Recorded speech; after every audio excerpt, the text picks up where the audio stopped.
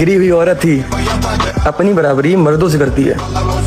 मोहतरमा, मर्द मजबूरी में भी मजदूरी करता है, मुजरा नहीं। अच्छा तो ये क्या भाई, चाहे वो शादी हो या स्कूल कॉलेज कहीं भी हो, मुजरा मुजरा होता है। लेकिन लड़के तो पाक साफ है। मेरी आंख ही खराब हो गई है। मामा जरा चश्मा देना यार, पता नहीं ये कौन लोग है, नहीं जानती मैं इन लोगों को। औरत मजबूरी में भी मुजरे करती है। अच्छा, सोशल मीडिया पर लड़कों की आत्मा डांस करती है। और ये बताओ करवाता कौन है? स्क्रीन पर कौन दिख रहा है? नहीं, यहाँ पर भी मेरी आंख खराब हो गई है। अगर आजकल के मर्द इतने गैरतमंद ही होते तो औरतें बेगैरत ना बनी फिरती। और क्या कहा भाई आपने, मर्द की बराबरी? 2 साल बच्ची का रेप हमने नहीं करना है। कफन से लिपटी लाशों से हवस हमने नहीं पूरी करनी है। निकाय का झांसा देकर दोस्तों के साथ हमने नहीं लूटनी है इज्जत।